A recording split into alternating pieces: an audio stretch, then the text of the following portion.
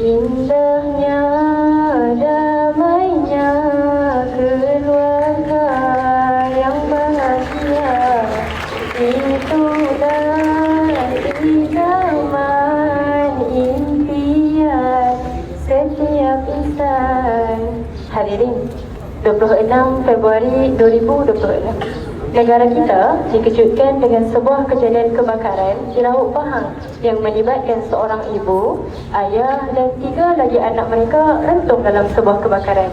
Allahu Rabbi. Besar ujian yang perlu ditempuh oleh 2 lagi anak mereka yang kini sedang berada di Kolej Matrikulasi dan sebuah asrama SMK di sana. Sekelip mata, mereka kehilangan sosok ibu, ayah dan adik-beradik mereka. Hasbunallahu wa ni'mal wakil.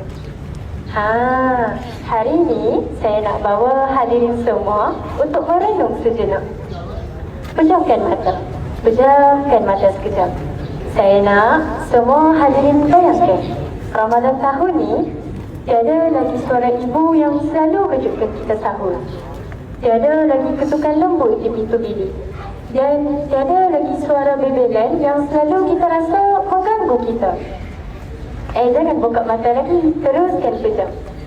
Saya nak hadirin bayangkan, bila tiba saja waktu berbuka, kerusi yang selalu diduduki ayah kosong. Tiada lagi suara Gara yang selalu membacakan doa sebelum makan. Tiada lagi pertanyaan ringkas, macam mana puasa hari ni? Okey ke? Baik, buka mata anda. Jika Ramadan tanpa ibu dan ayah. Dalam satu hadis, Rasulullah SAW ada menyebut bahawa keredaan Allah terletak pada keredaan ibu bapa. Ramadan ni mungkin bagi setengah orang ia adalah Ramadan pertama tanpa ibu dan ayah. Bagi mereka, setiap azan maghrib terasa kosong. Setiap kali berbuka, ada saja 1 atau 2 kerusi yang tak lagi berpenghuni. Tapi, bagi kita yang masih ada ibu dan ayah ni, Ramadan ni lah peluang kita. Peluang untuk apa? Peluang untuk kita cium tangan ibu kita dengan lebih lama. Peluang untuk kita tolong ibu kita di dapur tanpa disuruh. Peluang untuk kita dengar cerita ayah kita, walaupun kita rasa kita dah tahu segalanya. Sebab satu hari nanti kita pun akan duduk di meja yang sama, lauk yang sama, rumah yang sama, tapi suasananya tak lagi sama.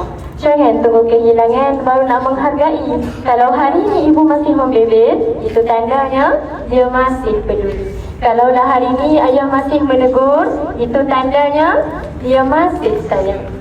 Jadi, marilah kita perbagi hubungan kita dengan ibu dan ayah. Semoga Ramadan ini tidak hanya menjadikan kita seorang hamba yang bertakwa, tapi seorang anak yang dapat membahagiakan hati kedua ibu bapa. Tapi, kalaulah satu hari nanti Ramadan datang tanpa mereka, semoga kita menangis bukan kerana penyesalan, tapi kerana rindu yang dipenuhi doa.